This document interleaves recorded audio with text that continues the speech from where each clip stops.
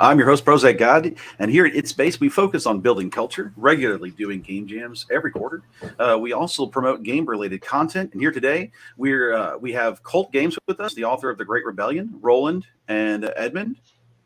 Hi there. Then, hello. Yeah. Hi We there. also have with us an excellent guest co-host, Dan Fan. That's Trisha and Adam. Trisha and Adam, why don't you guys give a quick shout-out introduction for yourselves? Hello, everybody. I'm a comic artist and I guess publisher for Burning Star Comics. Adam's an author.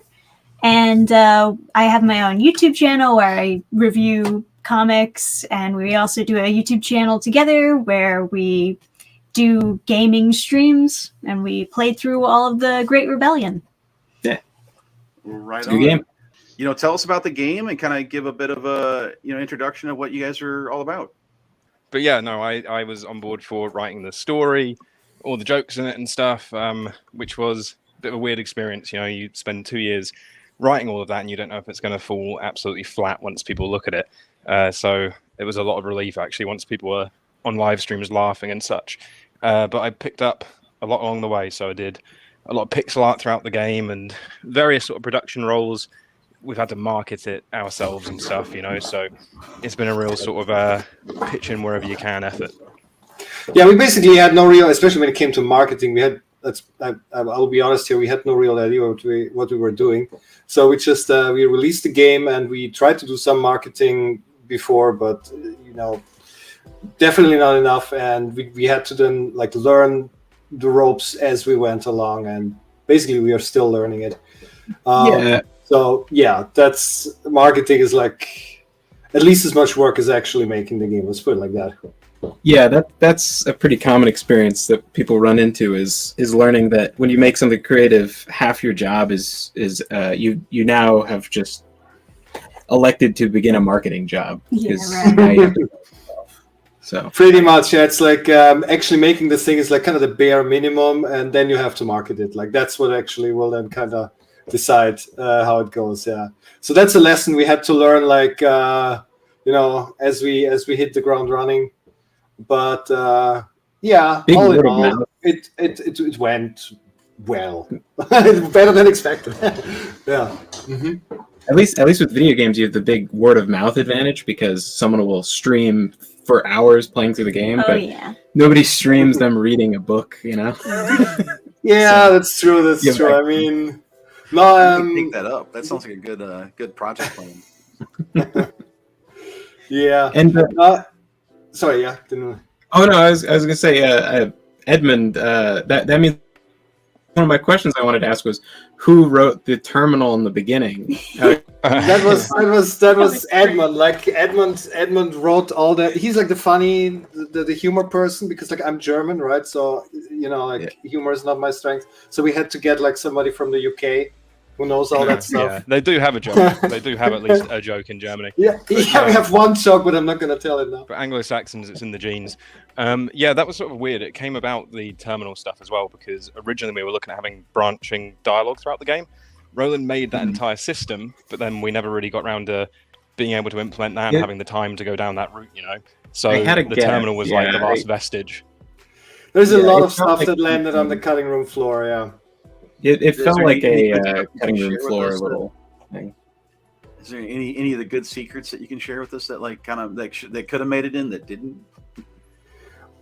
There's a lot. There is that UFO right in the hub level, and it kind of features in the final boss fight. But we actually, or I would have really loved to. The whole thing was inspired by Sonic the Hedgehog 2. There's that part where Sonic is on that biplane, and you stand on the wings, and that was kind of the inspiration to do that. But with the UFO, and we wanted to have shoot 'em up style levels between the levels. Yeah, that never really got realized, but maybe It was one tricky, day. right? So first of all, you've got a very small team. At the time, we were running on about 30 grand between the lot of us for 2 years, right? So it really boiled down to what could we realistically do in the time that we had? Roland was the only one really truly full time, and to this day is the only one that's truly on it full time every single day, 8.5 hours a day without fail, So it was more pulling together who you can, when you can, from various disciplines, right? So a lot just had to go, and not to create too much of a sub story of it because Roland doesn't like to, but once he got cancer and stuff and he was in hospital for months, wasn't it, in the end, going through all your treatment and everything, there was just so much where Roland and I had to have meetings, and energy wise he only had sort of like an hour he could talk before he was completely done for the day. But it was really going through and downsizing everything that we'd originally sort of planned and saying, right, what can we realistically actually do to make something really tight and cohesive. Yeah, that was obviously, as I said, I don't want to make the whole sob story and everything, but I was diagnosed with cancer, and then I was basically like more or less, incapacitated for like almost half a year or so. I mean, I always worked constantly throughout the whole thing. Quite honestly, it also helped me to have something to focus on.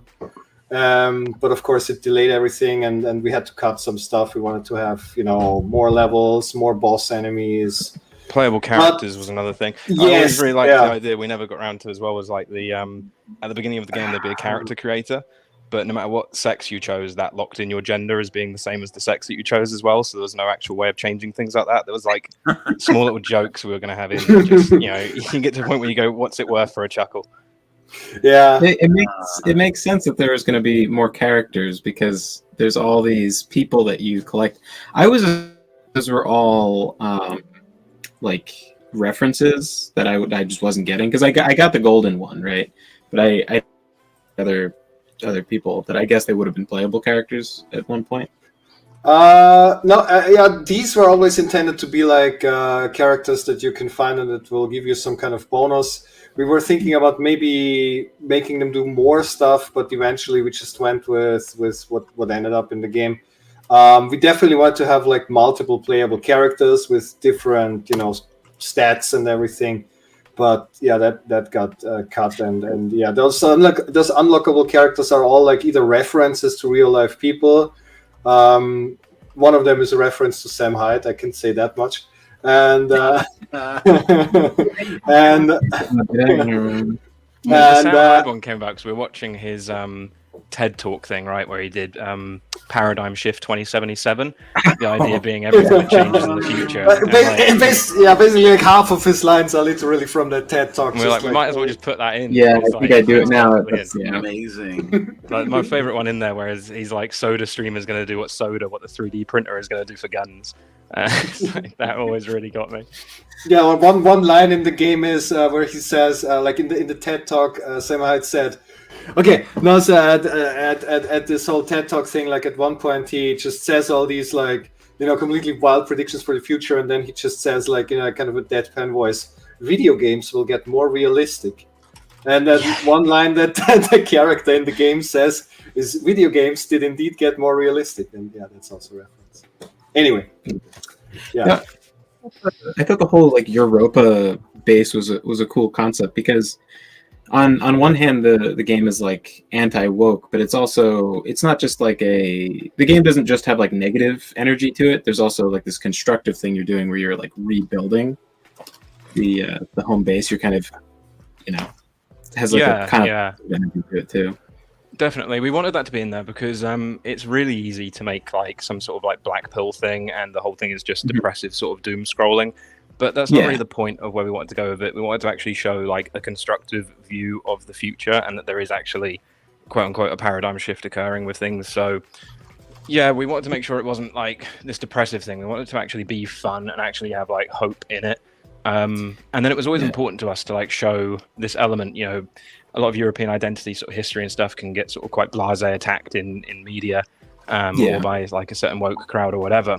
So it was like, well, if we're going to make a big sale on Xbox saying like buy black created games or something, why not have something actually where it is saying we also are a people here and we also have some history, and let's also show that, and let's showcase historical characters and saints and whatever else, right? So Europa was just that easy one for people to grasp immediately as like, who's going to be the hero of it then if it's a cyberpunk set in Europe, which they're not normally. They're like America, or they're China or something, or Japan, right? So it was like, okay, if one's in Europe, then let's do that. And it was also like this weird amalgamation Roland had always been really keen on putting sort of mythological figures and characters of Europe within it, and it was sort of inspired by the toppling of statues all across Europe and America, right? And it was like, okay, well, if people are going to forget about these things or not believe in them, then maybe that's having an effect. And if we show it in the game, like you're actually resurrecting these things or bringing them back, there is a spirit to these things, and those can help you, guide you, they can be educational for you, whatever it is, then we shouldn't forget about those heroes. We should look at them. Yeah, the whole thing was that's also kind of important for me personally. Is I don't like to be like just purely like reactionary, just like the return to tradition crowd or something. It's like I want to also like I'm not like anti-technology or whatever. I think it's this amalgamation of like the old and the new, and that's like where I wanted to go. Like not just be like purely like techno optimist or something, but also not just being like purely whatever like backwards facing. Because in like a nutshell, like the game believes. Sorry. We have a question here from Soslo. He's going to jump up here. This is Aaron from Legends of Boom. Hey, Aaron. I figured I'd just barge in right at the beginning and then ask a question and bounce out. Yeah. But this is for largely Edmund. Legends of Boom, our game is comical as well. We've written a lot of comedy for it, and I was just curious what your process was for when you go about writing these lines. Bits. Some things are very rooted in time and space where it decays as we go on and people forget about that thing. How do you choose the reference elements and decide what's going to have legs? Right, so for us it came down to future proofing.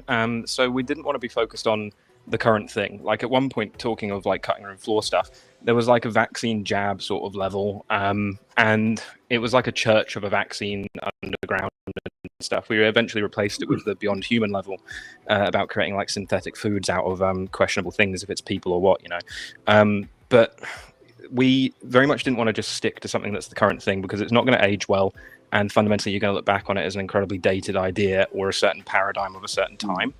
The other thing is with comedy that's really quite tough is you will laugh at Clown World or whatever it may be 1,000 times over with your friends, be it at the pub, be it at the bar, whatever.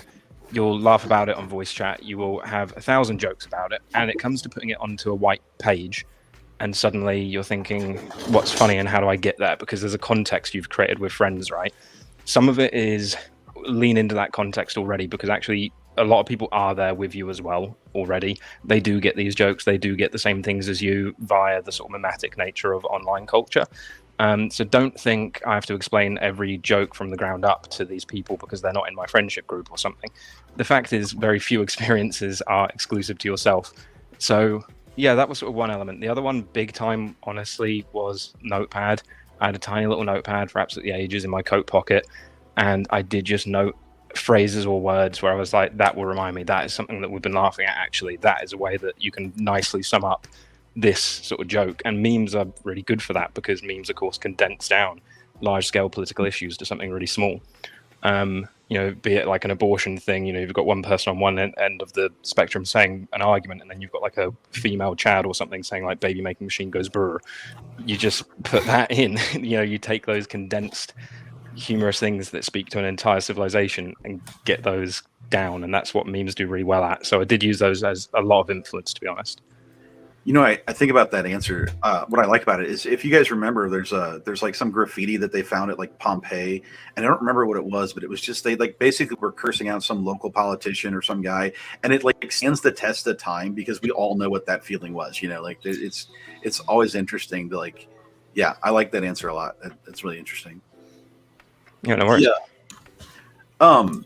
Well, thanks for that. Thanks again for barging in at the beginning there so slow. So yeah, I guess tell us more about kind of the journey you guys took to get into game development, and kind of what kind of inspired you to go this path and build the game you did. Yeah, so for me personally, I mean, I've been just interested in game development for like a really long time. I've done it as a hobby thing. I worked at a gaming company, and I don't know, games were just always, I don't know how it is today, quite honest, like to grow up today and just like games being like everywhere. I'm not sure what that is like, if they are this mainstream, because I remember when I was a kid or when I was a teenager and I kind of quote unquote discovered games, they were a very niche thing that only few people actually were into, and there was no internet. I think even more so in Europe than America, to be honest, as well. Yeah, probably. And there were like some, you got some bits and pieces from magazines, but it was all very like esoteric in a way, and fascinating. It was like this, like I stumbled upon this like fascinating world, so to say. How old are you? Do you remember? Yeah, I must have been around 7 or 8 or so. I do remember it started with my older brother's Commodore Amiga, yeah, it was a pretty good era. A little bit past the C64 era. I guess, yeah, it must have been around like 1991 when I got into video games.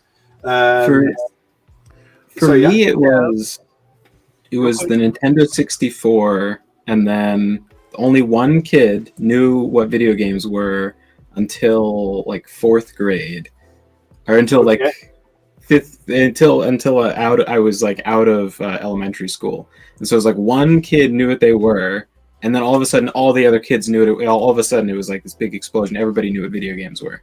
It was like this culture yeah, shock. it was a bit like, I don't know, not weird, but let's say it was interesting to see how this evolved from this like niche thing to like this complete mainstream, and also how it changed video games, because obviously games nowadays, or at least like the big AAA games, are very different from the games that came out back then. And I do remember it was like, there was my older brother, he's 6 years older, so he was already like a bit older, and his friends also, like I kind of looked up to these guys as like the cool guys. There was a guy that he was friends with who was like a metal guy, long hair, metal t-shirts, kind of like you. And I was going to ask the name for your company, by the way. Yeah, we can talk about that. Yeah. Real quick, let me interject 1 second. We do have a question that we need to bring up here. Right. Gilbert has one from the audience here. So they ask, are you guys working on a game called The Great Rebellion, and is it a Metroidvania-like? And I think those are, and I guess to make the question a little bit more expansive, why did you choose the Metroidvania platform, like that style? I mean, it's not really a Metroidvania. It's a roguelike. It doesn't really have the whole Metroidvania thing where you have to like unlock abilities or upgrades or whatever so you can progress. It's the roguelike, or more like roguelite design, where you like levels are randomly generated. When you die, you have to restart. You can keep some permanent upgrades, but the rest gets reset. And the main reason why I chose that is because I played a lot of roguelike games at the time. I played Enter the Gungeon a lot, the Nuclear Throne, some Binding of Isaac, and I was just fascinated by procedural level generation. It was nothing I have done before. It was a new thing, and I wanted to try it out. So that's basically it. I mean, it's worth mentioning as well, like TGR, when we first started it, was top down. So when I first joined, it was Roland and I, and the guy who does the music basically. And I was just offering a little bit of feedback at the time before getting properly involved. And yeah, it was top down. It was very much like inspired by Into the Gungeon. And the more we talked about it, being a spiritual successor to one of Roland's previous like freeware games, the more we sort of decided, let's go back to it being a side scroller then, but be more complex. And sort of in a real nutshell, the idea was Enter the Gungeon, but from a side scrolling perspective. I like that. Pretty much, yeah. I mean, a lot of people always compare our game to Neon Abyss, and I can see why they do that. But actually, I only played Neon Abyss quite some time when we were already like into the game's development, and I never played it as much as like the top-down roguelikes that inspired me. It just kind of like happened like that because I crossed like the previous game, which was a platformer, with like the roguelike concept, and also the cyberpunk aesthetics were also basically taken from that previous game, Heimat Defender. So that's how it came out. And yeah, I can see why people always compare our game to Neon Abyss. Right. We have Something another worth- question here from the It's Base crew. We have question game fans. Are you, as artists yourselves, what is your take on the Great Rebellion style? That's a good one. I like that. Well, I definitely have a soft spot for the old school style pixel games, and I think you got that like neon sci-fi across very well, while also showing us some of the like horror dystopian Yeah. stuff, especially in the background art. Yeah, especially like the first level or so. It's like yeah, they really captured the current culture, but put into cyberpunk. Yeah, for sure. How did you guys balance the difficulty of the game while developing it? How did that come across? Yeah, I'll give maybe Edmund. That's more for you because you were doing a lot of the playtesting and the QA. Yeah, I mean, the general rule of thumb, right, is the lead developer, i.e. Roland, is always going to find the game easier than other people because you've been living with it, it's your baby, and you can't see the wood through the trees. So coming on as QA, I mean, I worked in QA for like 6 years before, and then have done like production work for like another 3.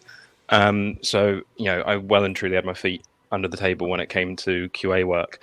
But it was just a case of playtest and playtest and playtest, see what's actually doable. The other thing was focus groups. So one of my best friends would often play the game, and he's a pretty good gamer, but it's not something he does all the time. But, you know, if you stick him in front of Call of Duty or Battlefield, he'll be mid-table or something, you know. So he was a good gauge for, like, what is the average guy picking this up going to be like?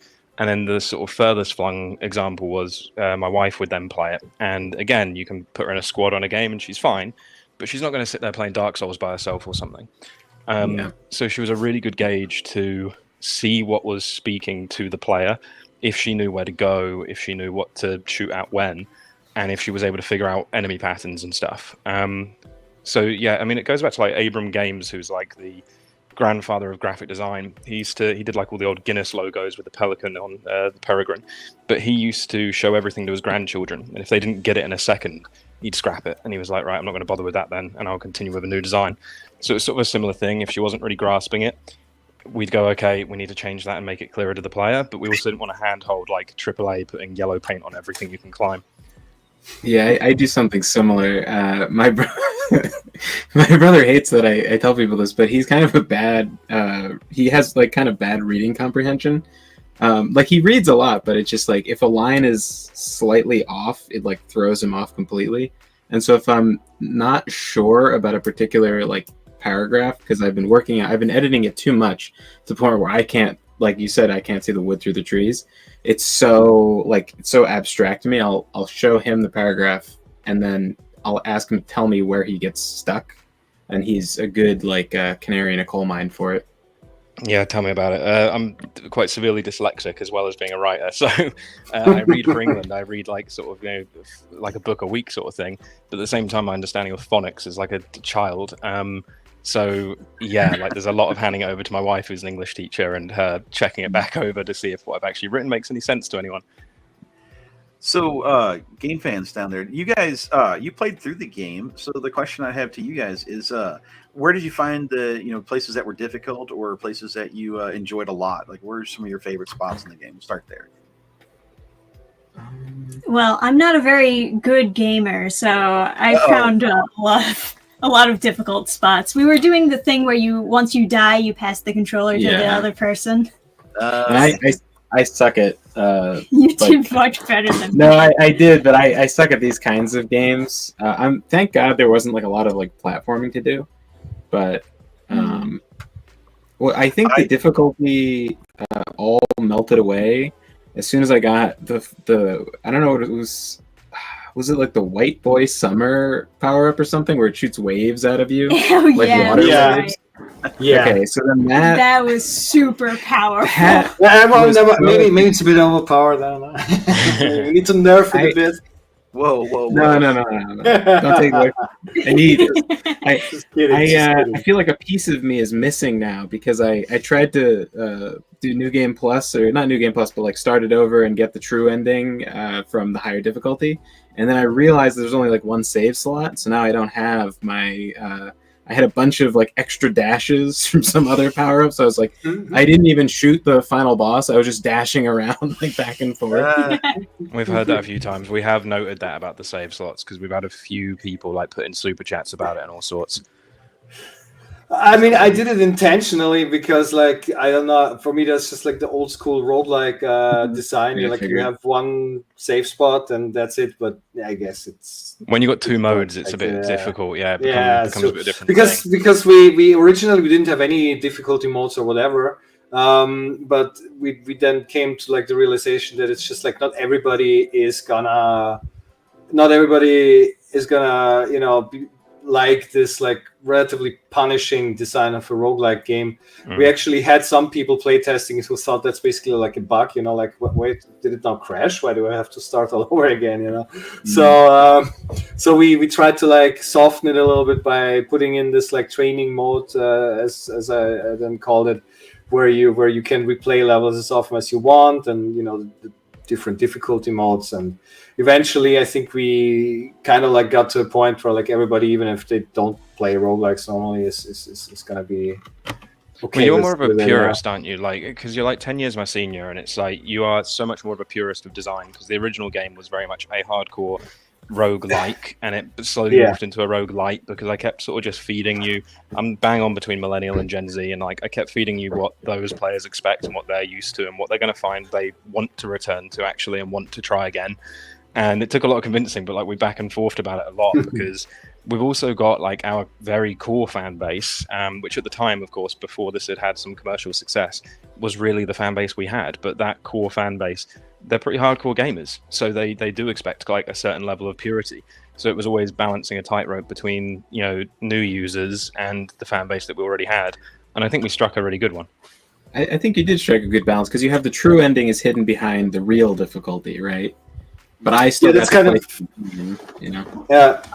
that's kind of a bit of a throwback also to what like older older classic console games used to do, that you have to, if you want to see the real ending, you have to play on hard. And I'm happy that Edmund eventually convinced me to put in these elements, because I like this more purist. Like I actually don't really like it that much if you or at least at the time I didn't like it that much, but I can see the appeal now. Let's put it like that. If you put in a lot of upgrades and you can just kind of like level up your character and get a lot of like additional like weapons and whatnot. I mean, basically, I like to keep it more like purely skill based. It's like either you're good at the game or you're not, and you're gonna die as often as you have to until you get good at it, basically. So that was my original approach. But it's you can play the game this way if you want to still, but it definitely was the right decision to put in these other mechanics. It's also it's hard to suck at a game when you're streaming because like dying over and over again and like having no, like, at least when I was sucking at the game and we were streaming, I was picking up upgrades. And I was like, don't worry, guys, you're only gonna have to see me do this mission like 20 more times, and then we have another question that came in, guys, real quick, from Westman Game Studio Dynamo Storm. What was the Game Fans' favorite boss, music track, and stage? The music was sick, but I can't remember. Well, you wouldn't know the names of the songs, right? No, and I wouldn't remember the stages. I remember I got lost. I remember I really liked the mall stage. Oh yeah, that was super cool looking. Yeah, this is like future funk. Yeah, it sounds like TV shopping or something crossed with future funk. I like that. The very first stage had like it was like it felt like the game was like, hey, by the way, our music is sick. So just hey, like yeah. The first it's hard to remember which boss was my favorite. I remember being terrified of Yas Queen though. Oh god, that's the guy who did the animation for that was actually like, I think he was legitimately suffering. Like he said, like, oh my god, do I have to do this? Yeah, he was so happy when he finally finished the twerking animation and so on. I think it adds another it adds another roguelike element, because you can only like see that so many times before you just die. But in real life, yeah, permadeath, you know. We're really blessed with like the guy who does all of our music, Retro Rebel. You can find him on Spotify and everything, with YouTube and such. But he's this German lad in his 20s, and incredibly talented. We've been really blessed to have just ran in the same circles so as to run into him, But honestly, I've been playing 80s Overdrive on Xbox, and it's fun. It's just this sort of racing game, but it's kind of a vehicle to push this guy's synthwave music. And I'm not going to lie, like Retro's knocks spots off of it. It really does. He's genuinely one of my favorite synthwave artists. But yeah, once you get that first combat music kick in the first level, man, that really slaps. Yeah, it was actually his idea to put in the dynamic soundtrack that adapts to the game situation and to the gameplay. And yeah, we put actually also quite some effort into it. It was like, it's not just like crossfading between two different tracks. Like Retro actually wrote all the fills and the transitions for each point in the song where you can change it. So that was for him a lot of extra work actually to make all these transitions work. And yeah, I guess it paid off because everybody praises the soundtrack. But yeah. People in chat were mentioning we would talk to the chat for a bit and then we go back to playing and they'd be like, oh shit, that combat music coming back in. All right, let me get you another question here from Caveman for the whole cast. What are the top games in your backlog? Well, that's I'll let you guys go first. I'm terrible at my backlog. So how about Roland? I'm calling out Roland. Roland goes first. What's your games in your backlog? Okay, so currently I'm once again replaying Vampire Bloodlines, this time with the Clan Quest mod. I like to play it together with my wife. She usually, she's watching and I have to play, and that's always a lot of fun. And what else am I currently playing? I am playing Space Marine 2, and I mean, those are the main games I've been playing actually over the last time. Yeah. What do you think about Space Marine 2, by the way? Because I know the writer was all on Twitter being, woke and whatever, but then people were very positive about the game, so I haven't looked into it at all, but I just Well, I mean, it's it obviously has the thing where your squad is perfectly diverse. You have a black guy, an Asian guy, and a white guy, and everything is perfectly perfectly balanced in that way. And you have the strong female the guardsman leader, the military leader, who has a weird, I'm still not sure what it's exactly supposed to be, maybe Indian, I'm not sure, accent.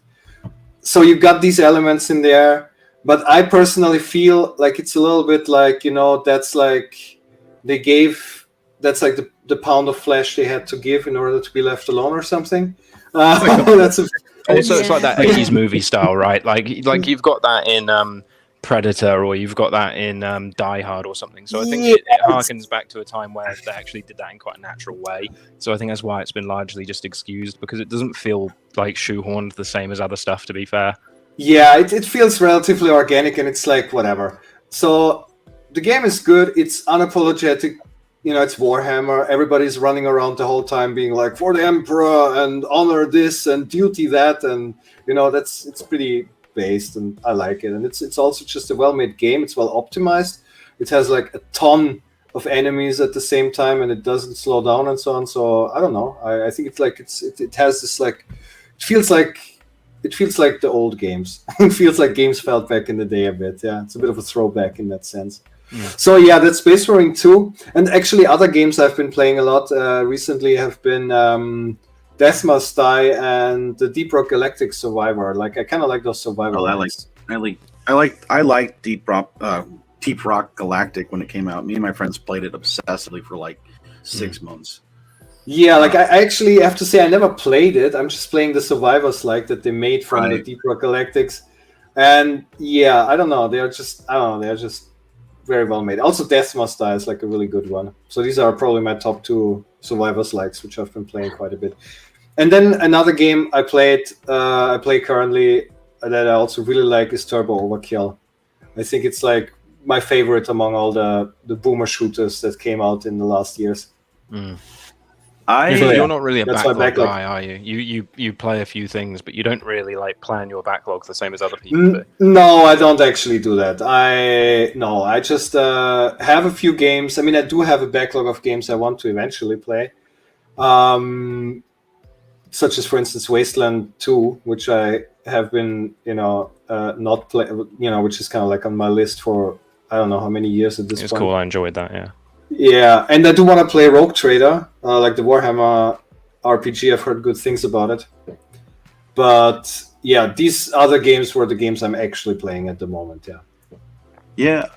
For me, at the moment, I'm actually going through playing Undertale for the first time. I have only played about an hour, and I keep being told that I have to play Undertale. And so far, it's been interesting, definitely different. And then the other one that I've been playing, I like a lot of the smaller indie titles. There's one called Love. It's on Steam.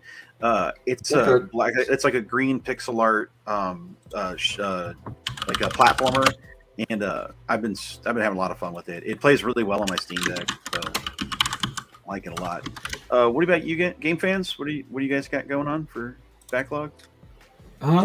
We were playing. We were checking out some other games like Abathor, and Yeah, that was pretty fun. it was. I guess backlog is like a game you've been meaning to get to that you haven't gotten to. So I guess fitting that definition, I guess Final Fantasy X. I've played through it, but we were playing through it together, and we never finished it. There's a lot of games that we haven't actually finished playthroughs of on the GamePhans channel. Yeah. And then, for one reason or another. And then I've been meaning to go back and finish playing through the sequel to Deus Ex Human Revolution. Is that Mankind Divided, where you're like in Prague or something? And then The Witcher 3 I never finished. So I've been meaning to go back and do those, but... Yeah. I'd like to finish Ender Lilies at some point. Is it the one that's all red?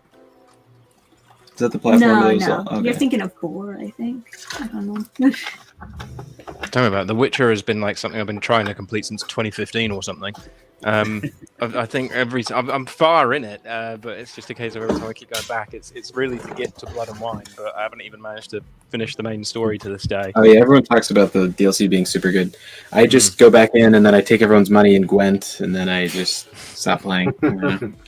Yeah, I started with Witcher 2 because I wanted to play them chronologically, but everybody said I should skip on the first part. I don't know if that... The first one's not very good, but I heard it's Witcher a bit like janky and yeah, so I really like it, but then I have to continue playing it. I played it like not super far, and I want to play through Witcher 2 and then finally eventually get to Witcher 3, maybe in like 5 years or so. Controversially, I like the second one more, but yeah, I heard that. Another question from the audience here. Fiasco's question: what's the theme of the game? Like the point of the story for it to be named the Great Rebellion? Right. So the game has like this dystopian theme going on. It plays in a dystopian cyberpunk future where people are enslaved and mind controlled by chips in their heads by like a big evil corporation that controls everything. And so the theme of the game is like it follows a bunch of rebels who rebel against this system. So it landed itself naturally, and I mean there is also a bit like the obvious reference to the Great Reset. So like the answer to that was like the Great Rebellion against it. That was one element of it. There's a riff. Yeah, it's a bit of a riff on like the hyper politicization of anything. Becomes the great whatever. So it's like there's a bit of a sort of tongue-in-cheek joke to it as well. Yeah, it's a bit self-ironic, yeah. And it sounds cool, yeah. Right. So there was some controversy surrounding the game. Roland, do you have some stuff to fill us in on that? And how some publishing woes, I heard?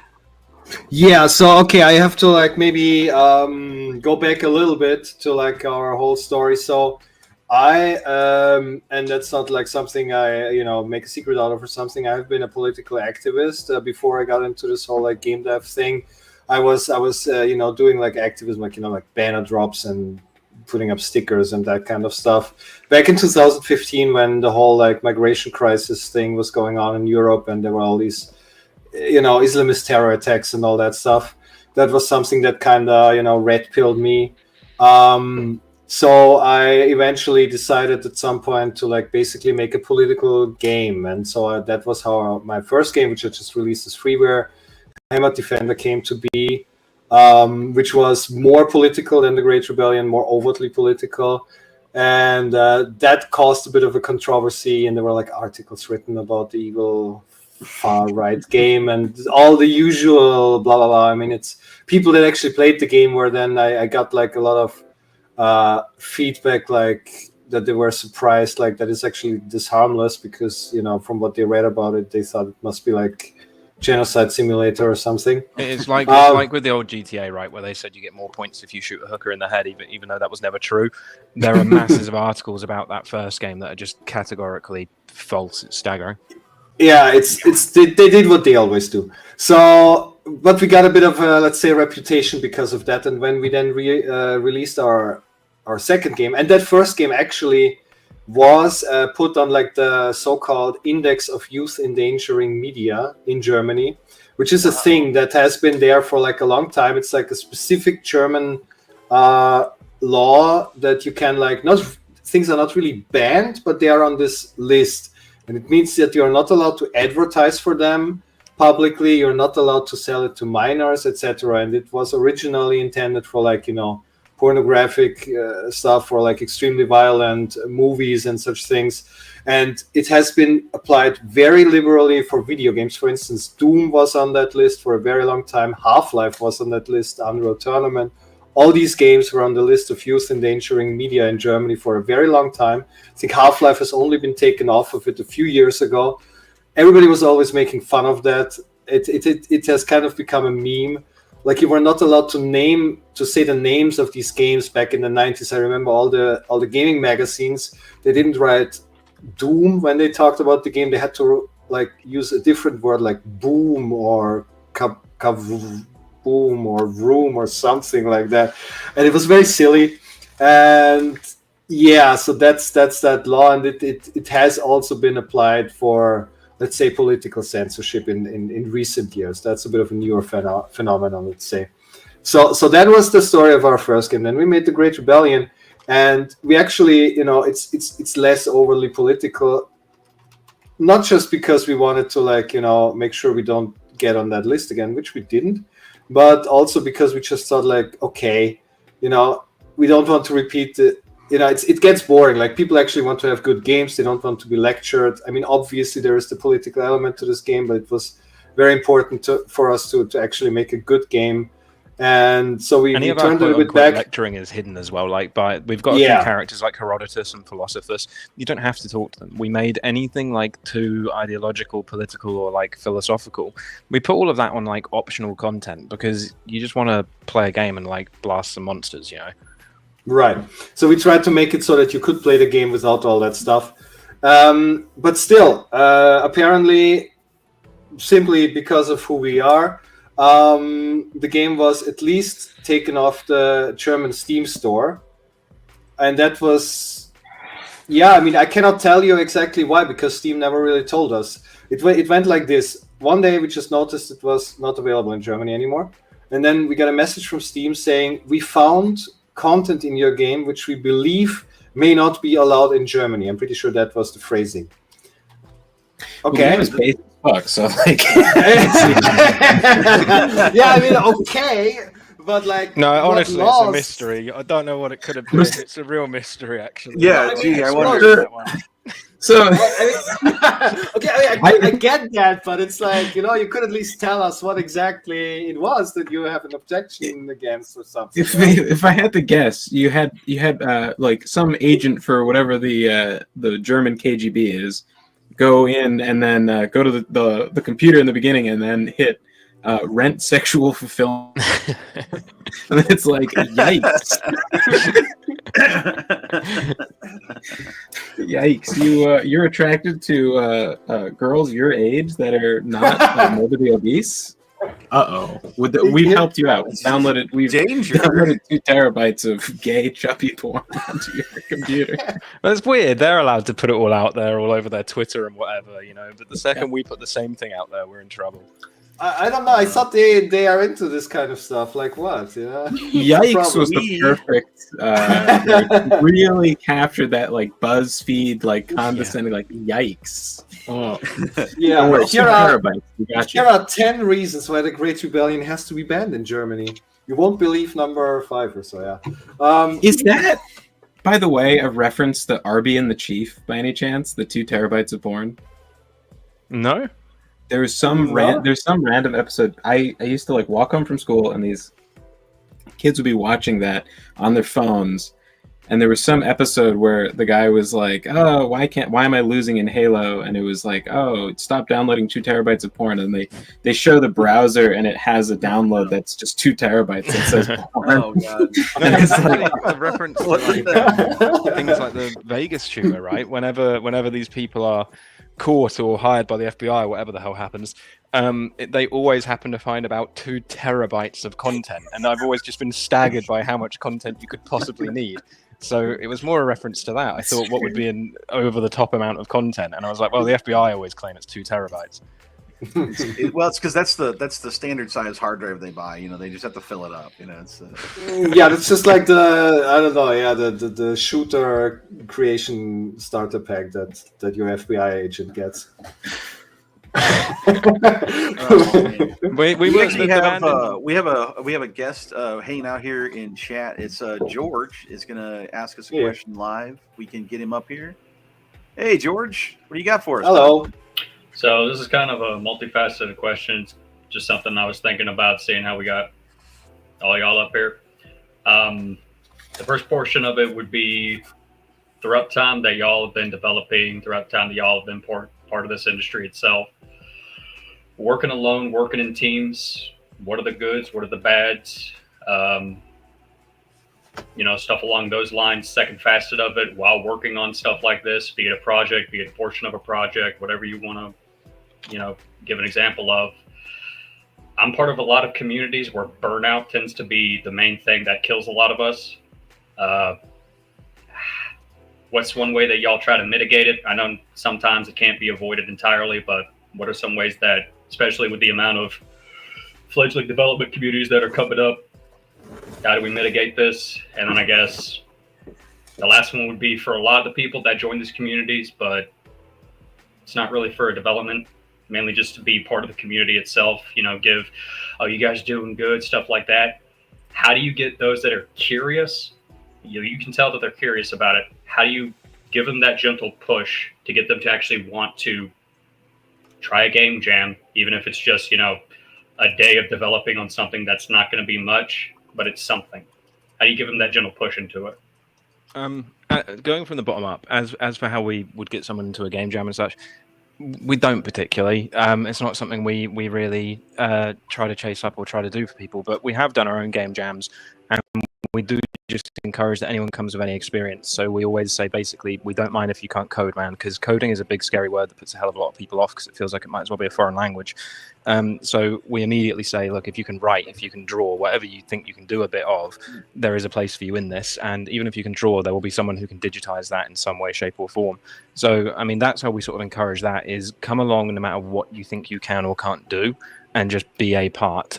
So we've got, for instance, a guy in our team who's absolutely lovely American lad from Texas, and he does voiceover work for us. But other than that, he's no developer, but he's there because he still has comments, he still has ideas, he's still a valid part of the team, even though he's only got this one discipline within it, So that's always there as well. More heads are better sometimes. When it comes to team sizes and avoiding burnout, the way we avoid burnout is, first of all, we're quite family centered. So Roland will be in a meeting, and if he's got to go because his little boy is like crying or whatever, he does. If he has to go to take some stress away from his wife or something, he does. And we're very much always making ourselves able to say to someone, you go do that. This is not a corporate setting. Whereas obviously what often gets to people is the stress of expectation to be there 8.5 hours a day, whether there's work or not. So we try to mitigate some of that. If something is not relevant to people, they can go. They don't have to be in that meeting. So that's one thing we've done as well, is like structuring the team. You can seriously overstructure. I think we have like an advantage in the sense that everybody who is like on our team really wants to be there, and we have like stuff beyond just like purely work related relationships that like kind of like bond us together, or like are like an intrinsic motivation for people why they want to work on this stuff. So we can get away with like not having, or with like having a bit less like of just like corporate approach or something. You do need structure, you definitely do. Like you can't just hope that like stuff automatically emerges or something through spontaneous self-organization. But it's just everybody who's on our team feels that they're not just like doing like a job or something, but like are part of something. I don't want it to sound like too pathos laden or something, but part of something bigger. They are working towards something that goes beyond just like earning a paycheck or something. I mean, implying we can pay people properly. And we do a lot for them. So like there's a shitpost chat, because we want people to be able to talk, and that's not just about posting memes. It's about also posting to each other, I'm at this wedding, look at this awesome national park that it's next to. So we get to know each other visually and everything. We get to know about each other's lives a little bit. But then that also led into like we've played Space Marine together, we've had gaming nights, but again, we don't pressure people that they have to be there for it. But then likewise we did the other year, once we'd had success with the game, we spent money on flying everyone to Germany so that everyone could meet up. And our investor, who's an absolutely wonderful guy, really footed the bill for people on that. And he brought people in from America, and everyone who's in our team, from Danes to Americans to Scottish, whatever, everyone was flown into Germany. And we had a meet up for 2 days. We did sort of 5 hours of work, and the rest was leisure. Let's go around, let's go to some pubs together, let's look at some sites together. And that was amazing. People actually got rewarded for what they had done, which really means something. Whereas when you're part of like, I don't know, the Morrowind Skyrim modding scene, it's quite tough to reward everyone afterwards, because it's not something you can legally make money off of other than Patreon. So that was one element. But we have seen both sides of team size. So like we have structure. We do use a database for doing our bugs, for doing our tasking and stuff like that, so that people have a central hub. So we use UTrack for that. But you can overdo it. I've been part of PlayStation and other big studios that I won't name, and it's confluence hell. You end up in everything has to have a page created for it. Everything has to have a meeting about the next meeting. Brother. Yeah, and it gets bad. It gets really bad, and it ends up like people can't move through this like stickiness of bureaucracy that has to go through. Whereas I can say to Roland, don't you think this is an awesome idea? We can put it on a Post-it note and then we can do it. I can send it as a voicemail at 1 PM when I'm busy working in the countryside and I think of an idea. We can do that. A big company can't. They have to get all this different permission. If you're a big indie company, you might even have to go over the CEO's desk. It becomes development hell to try to make something with that many people. Yeah, I definitely see the advantages of like smaller teams, and I legitimately don't want us to grow beyond, even if we were like, let's say, super successful with our next games and whatever. A man can dream. We probably don't want to like just grow exponentially or something. I think something between 10 or 20 people is like a good team size, and I don't actually want to be bigger, to be honest. When I was in a team of like 200-300 people, it was no one had permission to do anything, right? Because you've all got these really specific tiny roles. You're a tiny cog in a large machine. So any ideas you had, any writing ideas, any whatever, had to go over so many desks, so many heads. It was unbelievable. So you didn't have permission to say anything. And a lot of development teams set up a culture where certain departments can't comment, partly because they'd get a lot of like crap comments, but can't even say a suggestion because they're not allowed. I have literally been places where if you had a suggestion and you put it in a chat or something or an email, you got told off. They would call you into an office and they would say, yeah, you've been emailing so-and-so. Why has that been happening? So yeah, they create a really like stigmatized like atmosphere as well. But yeah, but it's sorry, yeah. No, I was just that sounds like what happened with whatever that like Sony game was. It was a Concord or something where it was like 500 million was spent on it, and it just left. Yeah. Oh, like Game Fans froze for a second there. But yeah, no, Concord was kind of a rough. That was a rough situation all around. I can't imagine how you ever recover from that, honestly. But I mean, I think they didn't because like the team got shut down recently, didn't it? yeah, that's fair. Yeah. Fair. I mean, more like that. Yeah. So, real Uh, quick. Sorry, I just wanted to. Get to the end of it, but yeah, go ahead and roll it. What do you got? No, I just wanted to add, like, because before I forget it again, like the question was about like community and so on, and I just wanted to say like that like our goal is not really to like build a community. I mean, we try to do that also, but like you have to kind of pick your battles, and we only have so much time and resources, and our main thing is developing games. So that's what we are focusing on. And I guess community building and all that, I think that would be more like probably a question for our hosts for the base game jam guys, because that's kind of like their ballpark, so to say. Yeah, I just wanted to, add that. Yeah, like we like to, the idea of contributing to culture through the just outreach to community or build community is kind of important. Like really the fight against sort of the woke mind virus as it is really just comes from each person's individual struggle, talking about how life should be, how we should all plan life out, how we should all live together, and not necessarily through like any particular one like process, but there's all sorts of different I guess answers to it. But the big thing is reach out to those who need, and be strong in your community, be the person who can help lead, and at the end of the day, that's all you really can do. So we're gonna shut things down. That we got no more questions here. I would say good shout out to GameFans for joining us up with Trisha and Adam. Thanks for a wonderful co-host there. And then special thanks to Roland and Edmund with Cult Games. It's been a wonderful experience talking about your game, The Great Rebellion. You can follow all of us on itsbase.com. You can join our server at the Discord link at the bottom of the video there. And you can follow us on X at the Itsbase Game Jam. And I think that's if I could say one. Anybody else want to do some shout outs? Game fans, you got something? I just had one note. I often preach the idea of keeping a healthy mental diet. Like you consume too much like doomer stuff, or you a game is like fun, but it's the writing is kind of like woke slop or whatever, and it kind of pollutes your mentality. It's kind of like having junk food or something, right? And I think like a superfood is the Great Rebellion. I thought it was like, I thought the like thematic balance, like the I guess. People will fast from food, right? But you need to fast for the eyes as well. You do. Yeah, thanks. I want to say thanks to everybody for joining us, and we're gonna go ahead and move it on to the Discord. If you guys want to join up in the general chat, we can just talk to people in the audience and the fans, and everybody that's in our Discord. So cool. Thanks again for everybody for showing up. It's been absolutely wonderful. Thanks a lot for having us. It was great being here. Yeah, thanks. Yeah, absolutely. Okay.